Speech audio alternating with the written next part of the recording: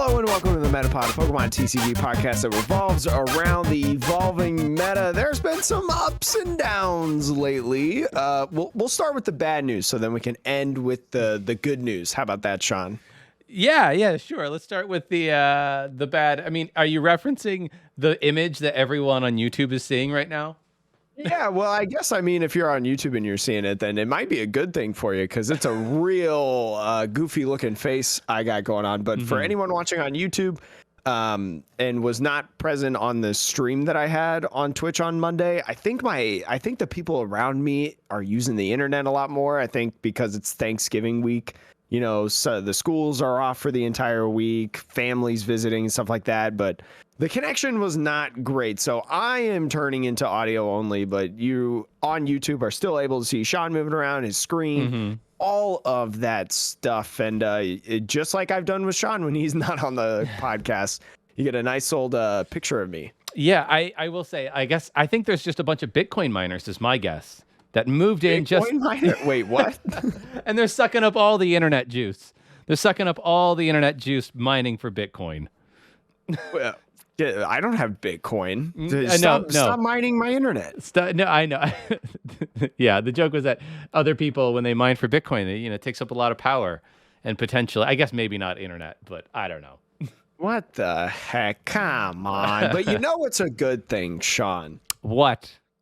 let's be honest here. I called Level Ball coming back. We called Ultra Ball. Did coming back. I called the delayed demise of PTCGO, although I didn't expect it as far as it went, but I still got that. So, Sean, people may still not be convinced that I know what I'm talking about here on the Metapod podcast for episode number 73, I think this is. But this past week on the Future Side, I did predict that Gengar VMAX was going to win a 50+ person tournament, and you know what, Sean? That exactly just happened. Gengar VMAX winning the Excalibur Cup on Friday. Azul, if anybody was going to win it with a Gengar deck, it was going to be Azul. Let's be honest. Yeah, and the list that he posted out was it was obviously, I think, very different, if I'm remembering correctly, than like the way that people normally have run it, like in terms of the engine, if you will. The list was a Gengar VMAX with the Inteleon engine, as always, Sean. We've said many times how how the last several months have been the Inteleon meta, and you just kind of slap in Inteleon, the shady dealings with literally anything, and then all of a sudden it's a decent, viable deck. And then also playing the Houndooms for the energy acceleration, because yes, Gengar VMAX is a single strike Pokemon, so obviously you're playing these single strike energies, and it was a pretty cool list, I will say. Yeah, it's a lot of one-ofs in here. There's like one Urn, one Net, one of the single strike scroll of, what is it, Scorn?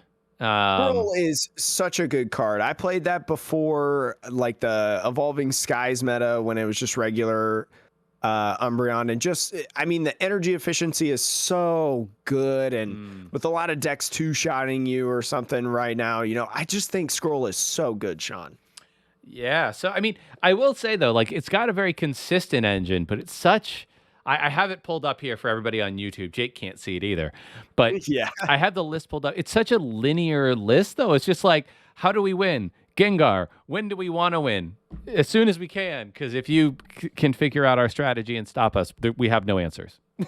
Yeah, I'm not going to sit here and say like, oh, this is the best deck in format or anything like that. But I think, if you expect a majority of Mew, maybe not too much Urshifu Rapid Strike VMAX, or even maybe if single strike Urshifu dips down a little bit, I think this is a decent option. Dragapult is still relevant, not as good, but still played. So it was a cool deck to watch. It was a cool meta call per se. And, you just learn a lot from Azul watching him. So it was really cool to watch. This is true. But Jake, you said you had some bad and some good news. Was the bad news the internet, and was the good news your ability to predict the future? Yes, yes, Okay, good. that was it, Sean. I also think in our notes, our show notes here, you wanted to make a minor correction about Oh, something yeah, you that's right. said. I forgot about that. So I mentioned last week on the pod, I said that powerful energy works on all Pokemon because that's what happened in my game. It worked with Galarian Moltres V. And a lot of people told me that that is not how the card should work. And so I appreciate everybody letting me know. Sean and I, we always acknowledge that we are not perfect beings, except for the future sight. We are pretty much, I'm just kidding.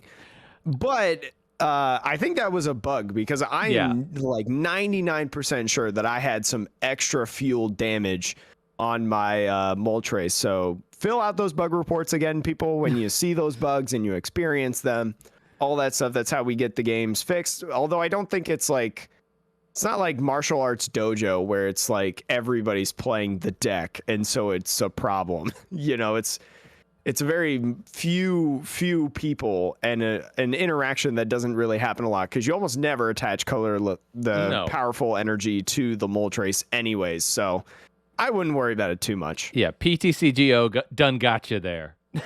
Yeah, I mean, at least it's playable and not like it was when Darkness Ablaze came out and the whole thing like melted with all of those bugs. That was thrilling. But you know what else is thrilling, Sean? The wonderful, wonderful listeners that we have given us good reviews. So we're going to give a 5-star review here now, but this one's actually going to come from the YouTube comments. We've gotten YouTube comments over the last several weeks talking about how it's a great podcast and people love it and stuff. But on Spotify specifically, you can't leave a review. So some of our reviewers on Spotify are going over to YouTube where you can catch every single podcast episode uploaded on Tuesday mornings as well. So we decided let's read a YouTube review this week. So Sean, I think it's your turn. Let's take it away. Yeah, this review comes from Nekushi, I believe is maybe how you would pronounce that. It said, "Hey, been listening to you guys on Spotify for the past month or so. It's a crime that your YouTube videos aren't getting widespread recognition."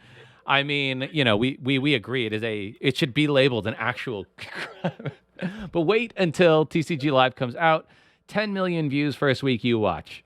The Metapod is great, guys. Thank you so much for keeping me entertained on some long drives. Definitely thinking about doing some local games once our hobby shops in the UK start hosting again. Oh, and I'll get on and leave you a 5-star review as soon as I can figure out how.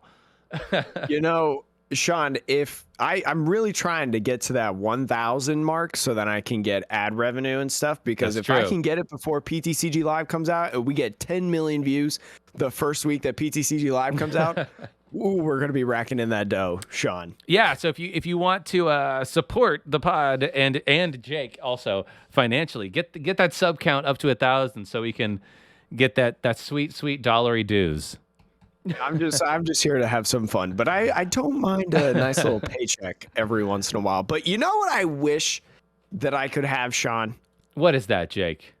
We mentioned a couple weeks ago on this podcast a series of promo cards that were shown off on Twitter of Katy Perry V, J Balvin V, and Post Malone V. Beautiful cards.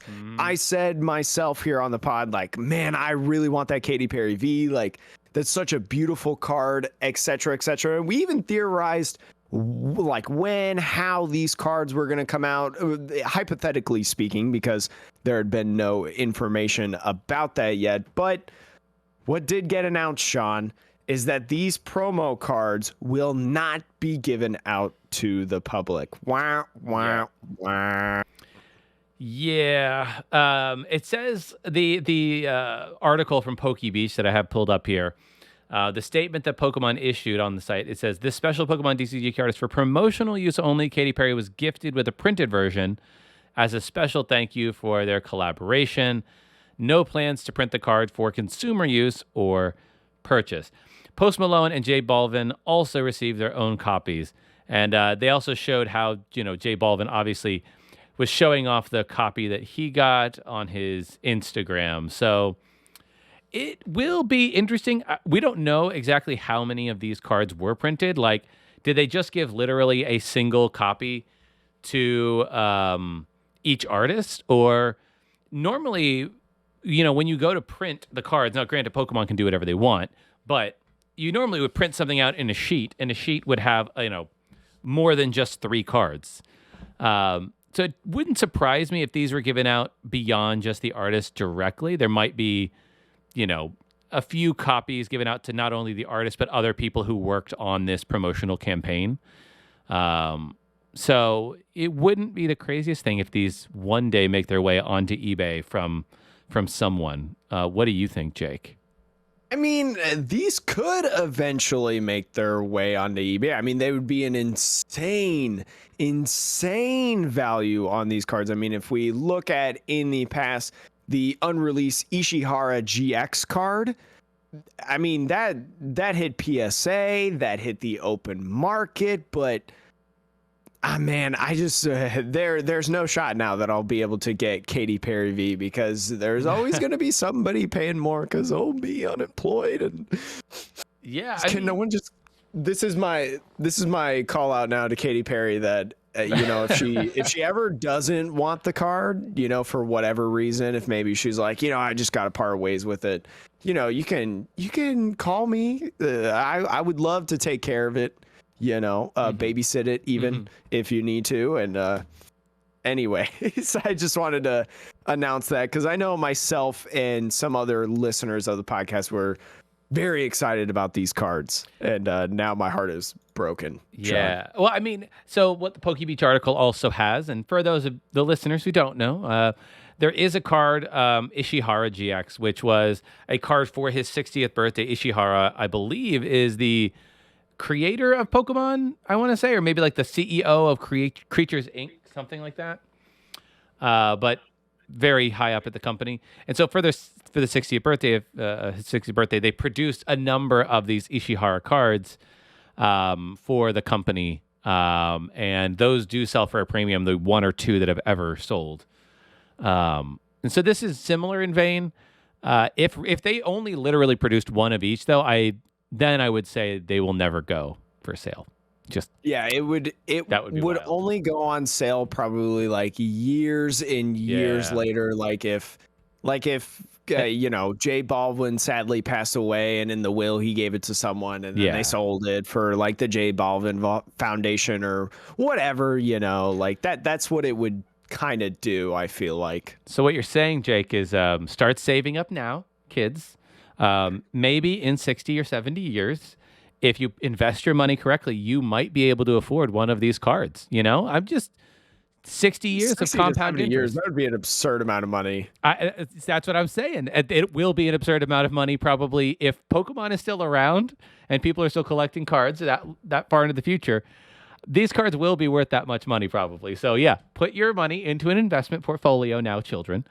And then maybe one day you too can own the Katy Perry V when the estate sale happens. Well, a lot of our people love collecting, whether that may be Pokemon cards, Pokemon in the video games, baseball cards, books, whatever. But if you are a fan of collecting, Sean, you might be interested in the new upcoming Netflix launching a collectible show that features Pokemon TCG. Is it called Call for Entries? No. Call for Entries is it's a collectible show featuring so a call for entry is something that shows do to ask for people to like, hey, if you are a collector or whatever, we are asking you to come onto the show. So you would submit your, like, why should you be on the show type thing. Mm-hmm. Yeah. But this is going to be a reality TV show for trading cards, sport collectibles, coming to Netflix. Brent Montgomery, part of the producers for Pawn Stars, has inked the deal featuring Ken Goldin and his company Goldin Auctions.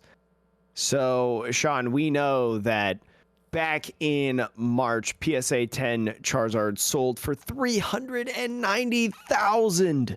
And in the craze of Pokemon with, Logan Paul box breaks and not being able to find literally any Pokemon cards on the shelves for a long time, do you think this surges a lot of the Pokemon investing hype that we've seen with like scalping and flipping and stuff, or what do you see from this? I don't know. I mean, the collecting market it's not like it's been under wraps, right? Like people, the reason the show is being made is because it's already part of popular culture. So I think this is more so a response to how popular it is. Now, a show like this, it will feature the Pokemon TCG, but I don't think every episode will be Pokemon. Like you might have in a season, like 1 or 2 episodes that have anything to do with Pokemon. And then you'll have an episode about baseball cards, and then an episode about basketball cards, and then an episode about Magic, right? Like, so obviously it will be interesting for the hobby, in a very broad term, the hobby card market, collecting cards, and memorabilia too, because it probably will go beyond just cards. It might go to like, oh, this was the jersey that Michael Jordan wore in his last Bulls game ever, or whatever.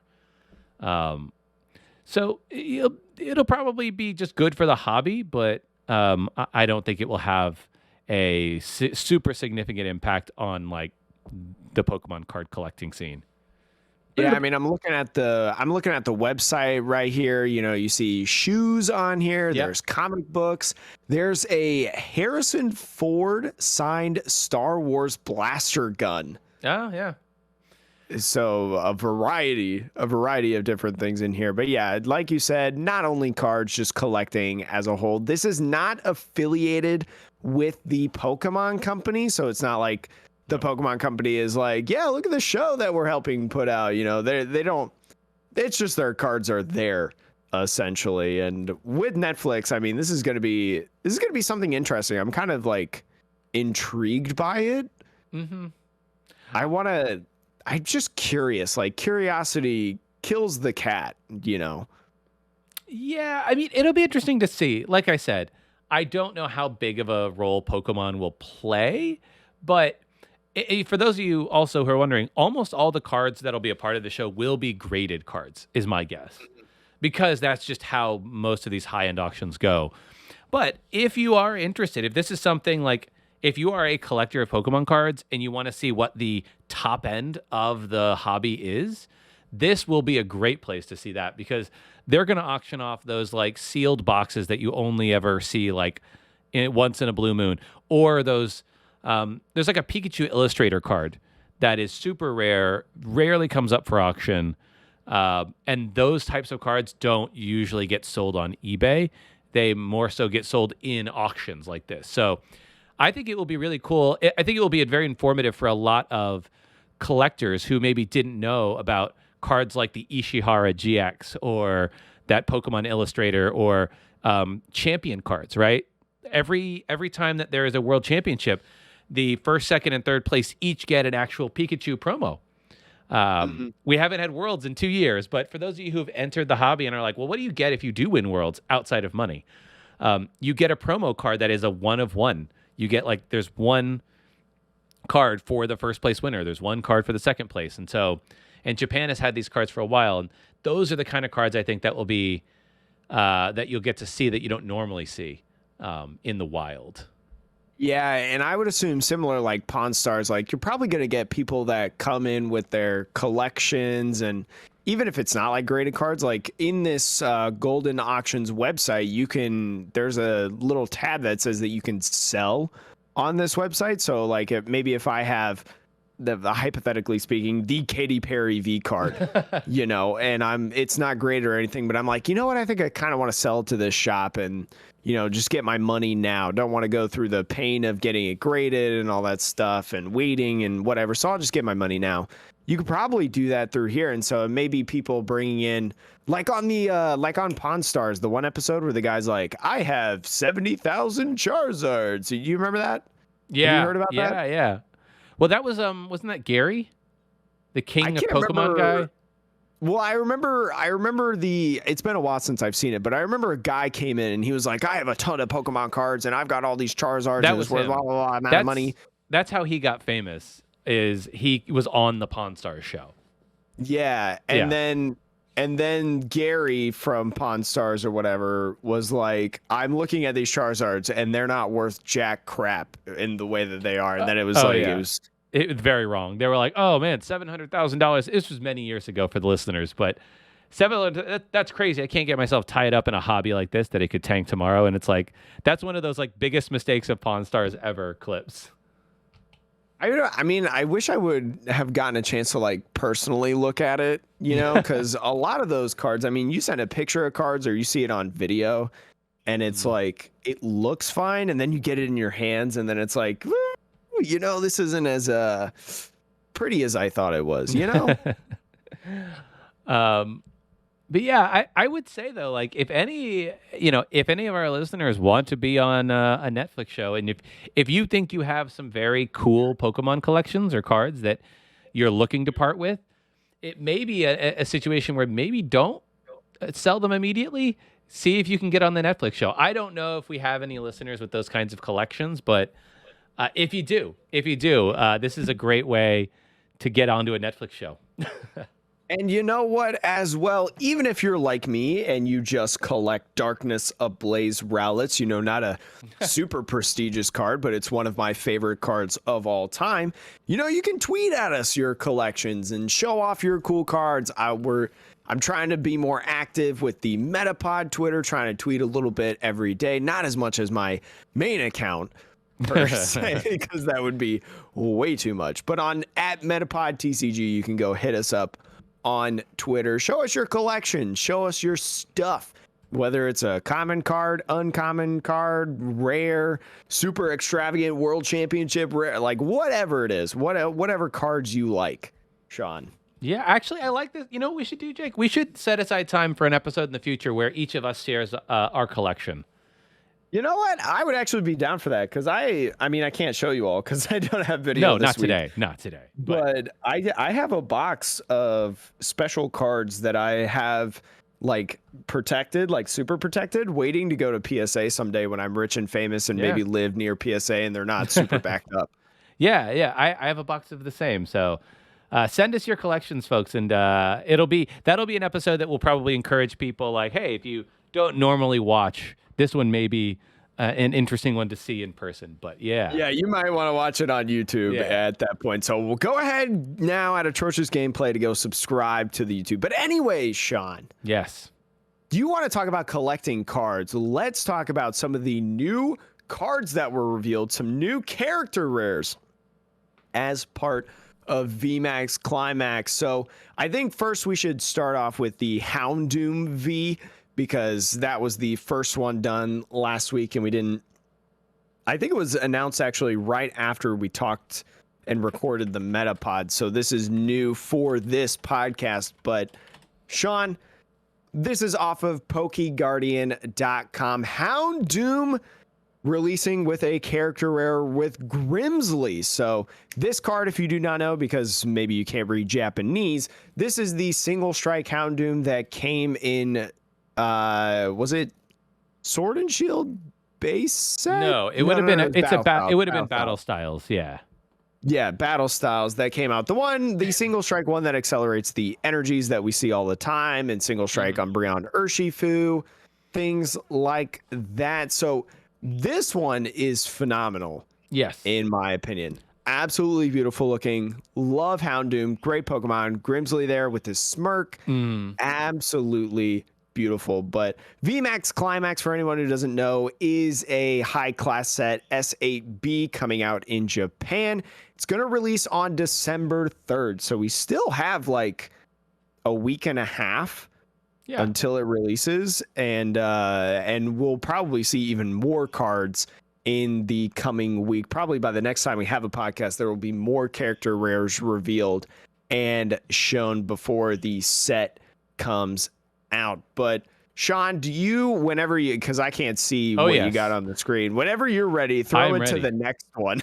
I mean, the Bolton V, is that the one that you wanted to look at next? Let's go for it. Yeah, so Bolton V, it is the good Bolton. I think there are two Bolton Vs now that, like, did they print a different one for a VMAX set? But anyways, this is the original Bolton V from the Sword and Shield base, I want to say. Maybe it was Rebel Clash. But 10 plus, 30 times 30 damage for each lightning energy attached to all of your Pokemon. So really nice art treatment here for that Bolton V. I believe that is Sonya.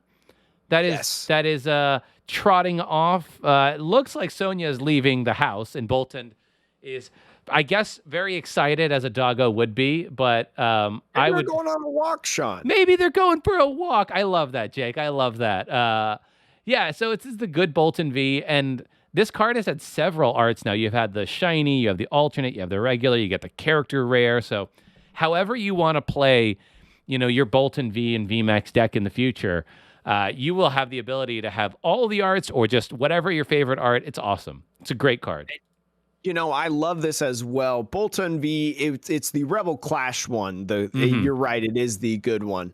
But I mean, like you said, there's so many arts of it now. Like, this is just going to drive the prices of all of these Bolton cards. So I know a lot of people love Bolton. I mean, it's a good dog. Like, how could you not love this Pokemon? And so a lot of people will probably want all of the Bolton cards. And so this is just going to make all the Bolton cards cheaper. The full arts for both of the Bolton Vs that came out in Rebel Clash and Fusion Strike, they're both about $5. If this comes out in English, it's going to be even less, right? They're probably going to go down to like $4 cards. So like, if you're just a Bolton fan, like, that's just phenomenal. And this card, in my opinion, is the best character rare that we've seen so far. Like, this, I think this might be better than the N and Reshiram or Zekrom. It's a Zekrom, yeah. N and Zekrom, Sean. I mean, it's a tough one, but it's definitely more playable than N and Zekrom.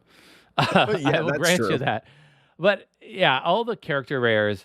I like how for Cosmic Eclipse, what was the set name in Japan? You always talk about something Dream League. Yeah. I like how they took the concept and they've sort of it seems like they've really amped it up for this set because there's a lot more of them, it feels like. And almost all of them have some level of playability, or a higher number of them are playable. So it'll just make for some really nice looking decks, like people can like rock up when tournaments reopen, when this gets released in English, especially. And like everybody's deck's just going to be so fun to look at. What is a good card to look at, Sean, as well? The Rockruff. Yes, the Rockruff. This is the other character rare that has been revealed within the last week. Single strike Rockruff, 70 HP. It's the double fighting, 30 damage, flip a coin, discard an energy from the active Pokemon. Rockruff. Pretty new and it's pretty good, and it's really, really awesome. Partnered up with Professor Kukui. It's just a Rockruff sleeping on the floor, taking a snooze. Sean, any dog owner knows exactly like what that looks like on the floor. Legs sprawled on their back, belly exposed. Just, oh my gosh, yep. It's so adorable, Sean. It is very, very cute. Yeah, these character rares are just great. I am excited. I wonder what they will do in terms of the slot, like how they will be distributed in the English set, because this, I just wonder if they're going to follow the pattern of Cosmic Eclipse, where these character rares were in the reverse holo slot, or if they will treat the character rares as secret rares. I'll be interested to see. I think that the non-Vs and VMAXs will be in the reverse holo slot. Like this Rockruff here is just a little baby regular Pokemon, just like most of the Dream League cards. So I think that one will be in the reverse holo slot. But I feel like, your Bolton V in here, the Pikachu VMAX. I think there was another V that was announced. Someone told me on Twitter from a while ago, but I think those would be in the rare slot, I would say, because they're like they're alternates of the ultra rares. But then you could go into like Shining Fates and Hidden Fates, where the GX shinies were in the reverse holo slot as well. So I don't really know. And I guess it'll also depend on like when we get these, because we have a lot of speculation about like, will these come out as part of a holiday set next year? Or will they be woven into whatever the main set is? Because these are all reprints. None of these are net new cards, so they could easily just be held over for one of our special sets. In which case, they would take those shiny slots. And also this Bolton has the deregulation mark as well. So like if it's after rotation, right, we speculate that the D block will be rotated. Yeah, exactly. Yeah, so like would they wait to print this card until after rotation? It would kind of, I mean, it wouldn't be out of the realm of possibilities. I mean, Hidden Fates and I think Shining Fates though, did that have cards that had been rotated in it though? No, Shining Fates did not. Shining Fates, but Hidden Fates did. Hidden Fates had like GXs that had rotated and things like that. So yeah, like they had Guardians Rising cards, Crimson Invasion, like all of those from the GX era. So it wouldn't super surprise me if they waited until rotation and Bolton V came in that. It makes it less playable, but I mean cheaper prices, let's be honest. So I would be kind of okay with that. I mean, there's already a couple good Bolton V cards that you can use and play. So I mean, I just really want these cards, Sean, especially this Bolton here. That's definitely one that I would get graded. I will. Can I point out one other thing though? If you are looking at the card right now, the number at the bottom. I know we talk all the time about the English sets getting bigger and bigger.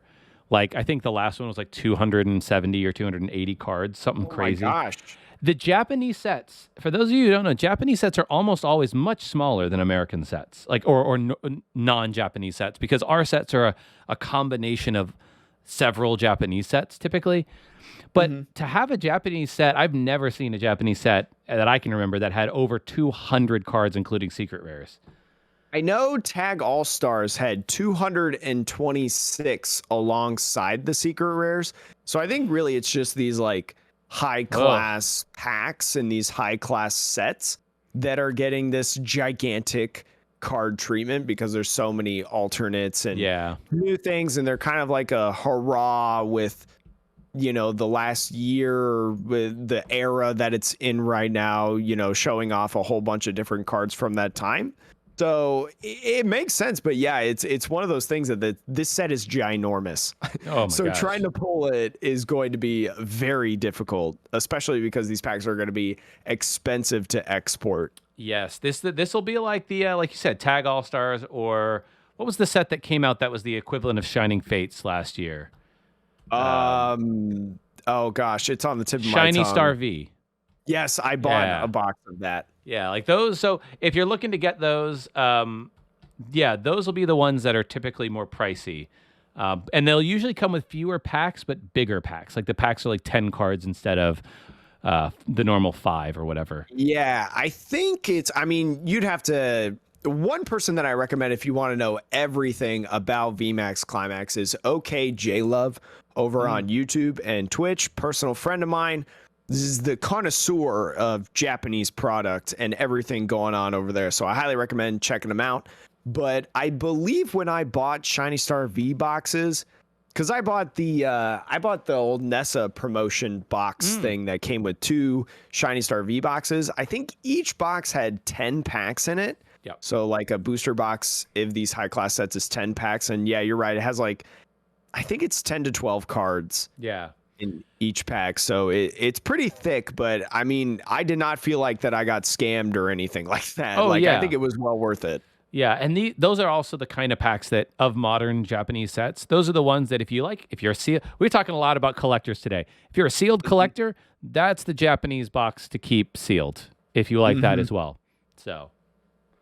Yeah, that and Eevee Heroes. Oh yeah, I mean that's them Eevees, man. Them Eevees, they got the Eevee tax. You know, though, Sean, that I think a lot of people should look at and a lot of people should be excited about. The tag team podcast, some of our friends, JW Krewall, Riley as well, their Pokemon TCG podcast that is well known throughout the Pokemon trading card game community, partnered up with Aaron Palmer.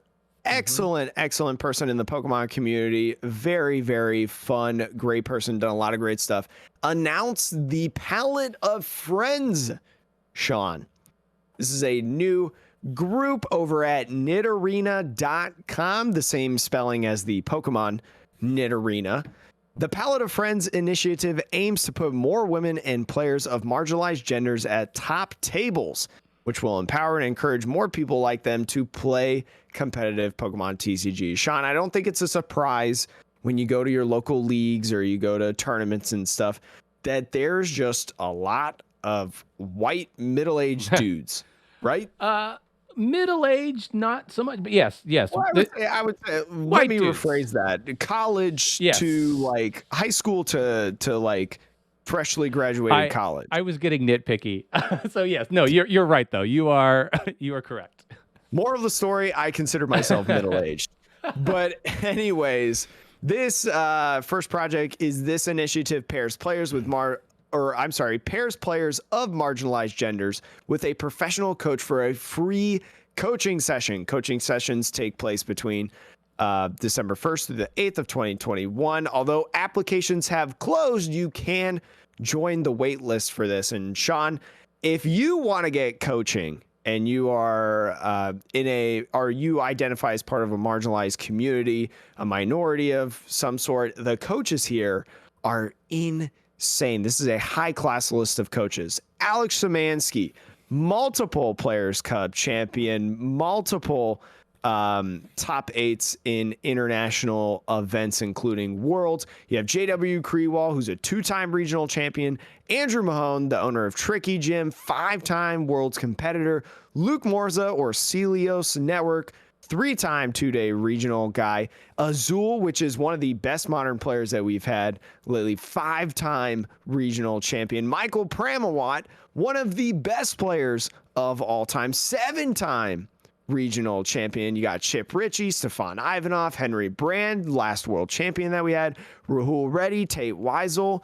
This is insane, Sean. Oh yeah, it's a fantastic crew of creators, all like using their time to promote and to help a great cause. So shout outs to all of these amazing coaches, and shout out to Nidorina and I'm trying to remember the name of the human who started this. Aaron Palmer. Yeah, Aaron Palmer. Shout out to Aaron Palmer and the people running Palette of Friends to actually get this up and running.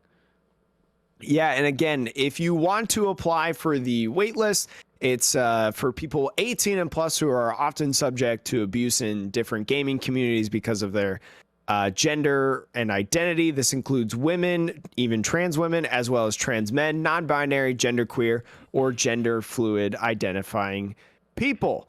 And I mean, again, special thanks to not only Aaron, but Tate Weitzel, Christopher Szymanski, Natalie Champay, Alex Hill, and then Bailey Serafinsky for helping out with the project and getting this going, because I mean, this is insane. At least an hour, Sean, of free coaching with some of the greatest minds in the Pokemon TCG. I mean, just absolutely fantastic. If you want to join the application, again, it's a wait list as of right now, but I mean, I have no doubt in my mind that this will continue in terms of just beyond this December 1st through 8th date, this series of coaching sessions.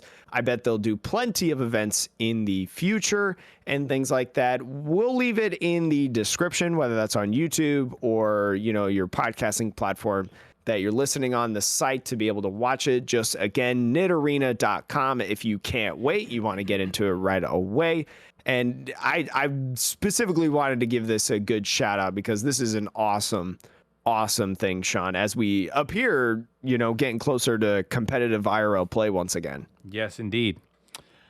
But Sean, yes, the most exciting thing that we've got, well, I wouldn't say the most, we've had some pretty exciting things, I will say, but we're not going to do a future sight this week because we've just been absolutely nailing them. And sometimes it's hard to come up with a future sight prediction, but we're going to be doing a special segment. This was recommended to us a while ago in a 5-star review. We're going to pick a set this week. So we've picked battle styles. We're going to look at some battle styles here. And Sean is going to, in his random number generator, pick a random number, and then once that number is picked, we're going to look for the card that identifies with that set, secret rares included, and we're going to talk about that card. Yep. Is it a cool looking card? Is it a super competitive card? Maybe if you want to include it in your deck, what kind of deck you would do with it. We're really flying by the seat of our pants this time around because, well, we haven't done this yet. So we're going to see how it goes. And I will say we made a rule for ourselves that we would include the entire evolution line because, you know, if you land and it's like a random, like, oh, Krabby, well, that's, you know, it probably has a Kingler in the set. And what does the Kingler do? You know, and so we're going to go with entire evolution lines. That includes Vs and VMAXs just to give it more of a chance for us to actually hit something interesting to talk about. Yeah, and have a little bit more beef in this segment, if you will. So again, we're going to be doing battle styles this time around. An excellent competitive set, brought a lot to the table, you know, with the pair of Urshifus, just battle styles in general, and rapid strike and single strike. So Sean, let's pick a card. Okay, I'm going to generate the number. Those of you on YouTube can see card is number 109 in the set. 109 will put us, oh, okay. This puts us into Metal Pokemon and Corviknight V, and thus Corviknight VMAX as well. So Corviknight V and VMAX, Sean. This is an interesting, like, rogue deck. Yeah, I mean, that's some people have been playing. Yeah, this deck has actually seen some play. So what I'll do is I'll just read Corviknight V and Corviknight VMAX just straight up, and then we can talk about the variety of things. So Corviknight V, it's a metal Pokemon, 210 HP. One attack on Corviknight V is Clutch, 30 damage. During your opponent's next turn, the defending Pokemon can't retreat. And then for 2 metal and a colorless, it has Sky Hurricane for 190 damage, which is, especially when this is released, quite a lot. During your next turn, the Pokemon can't use that attack. Now, the Corviknight VMAX, which is what you're probably going into, has an ability and 1 attack. The ability is prevent all effects of your opponent's Pokemon's abilities done to this Pokemon. And Gmax Hurricane, 240, metal, colorless. During your next turn, you can't use Gmax Hurricane. So some similarity there between the main 2 attacks of the V and the VMAX. So Jake, what do you think about Corviknight VMAX line, if you will? What do you see was when they designed this card, what the creators had in mind? So I think the creation intention for this card, because this was released with battle styles and alongside the Bronzong that came out, the one that transfers energies all around the field. So I think this was in combo with that, especially with Metal Saucer in the format and like Zacian V, to just be able to utilize and move around Corviknight VMAX, maybe use some Cheryls as well with it to constantly heal your VMAXs, since 320 is kind of a lot of damage and it might be difficult to bring down if you're not playing Victini VMAX.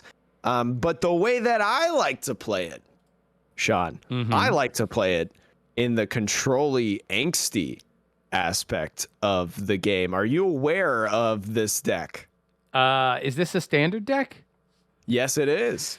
No, I am not aware. Please, I mean, does it include Cheryl? I'm assuming it does. Oh, yeah, it does include Cheryl. I will say I actually have this deck like 90% built. I'm actually holding it in my hands right now, which you unfortunately can't see. But this Corviknight VMAX deck runs alongside things like Memory Capsule. Sean, Memory Capsule, if you do not know, is a nice tool card that allows you, when this card is attached to a Pokemon, you can use any attack from its previous evolution. So alongside the free retreat of Corviknight VMAX and Yellhorn, an item card confusing both Pokemon, you can freely retreat between the Corviknight VMAXs, and with your Corviknight VMAX with the Memory Capsule, you go clutch.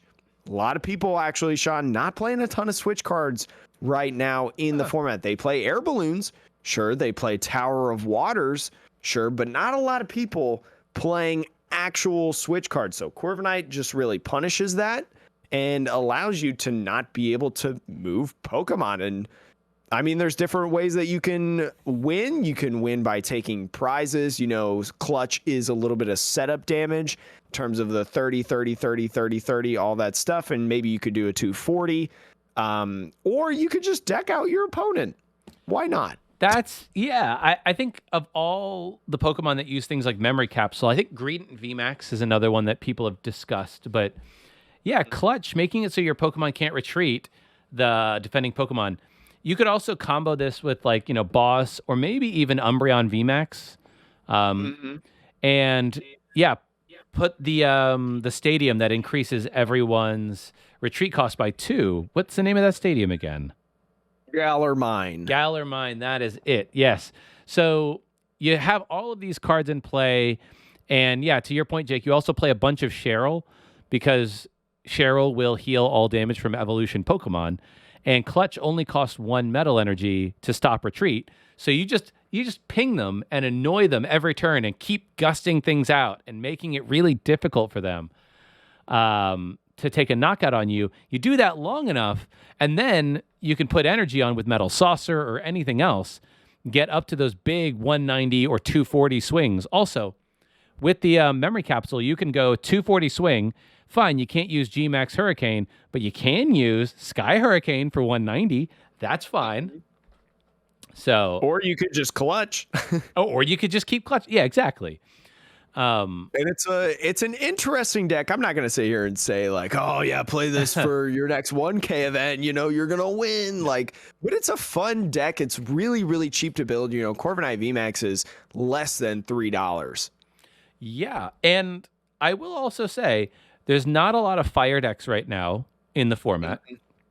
And resistance to Leafeon. Leafeon is still a somewhat played deck. It's not like the top of how decks people are playing, but Leafeon does get played a bit. So it has resistance to grass, and the VMAX has no retreat. So it actually has some interesting matchups. Very rewarding deck to play, especially when you can get your combos off and you can lock someone out. It feels good for you. I mean, it's not going to feel good for your opponent. No, I would say, but it's fun. It's a nice little rogue deck again that's cheap, and especially at your locals or maybe on ladder, not a lot of people know how to play against it. So you can just simply get some wins that way. But it does require a little bit more thinking than your average deck right now. True. I will say, Inteleon, Quick Shooting Inteleon, and Zigzagoon have no effect on Corviknight VMAX because of its ability as well. So lots of little annoyances for a format that is, that nobody is really considering this, because to Jake's point, it's not amazing, but it can be weird. I mean, it's a cool deck. I'm very glad that we, for our first time doing this little segment thing, got like an actual half decent, like actual playable card. Yeah, me too. That was some fortunate random number generation on our part.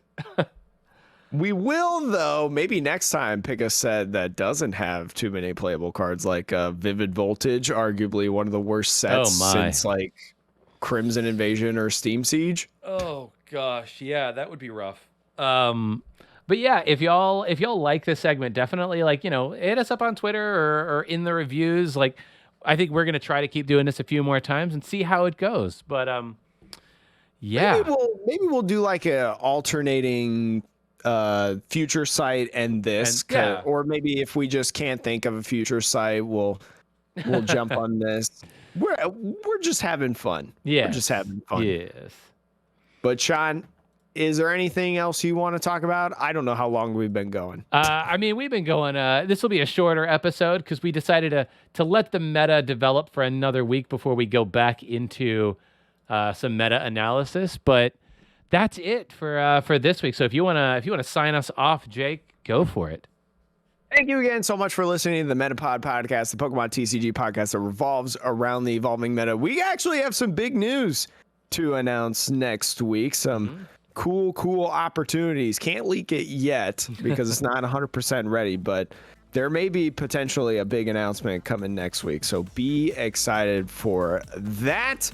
With the holiday seasons right around the corner, have a very safe Thanksgiving. Remember to subscribe on YouTube if you are enjoying the podcast. Leave a like, leave a comment, all that stuff. And if you're on a podcasting platform that has reviews, make sure please to leave a review as well. Thank you so much. I'm sorry I couldn't see you this week, but That's all right. I'll see you next week, hopefully.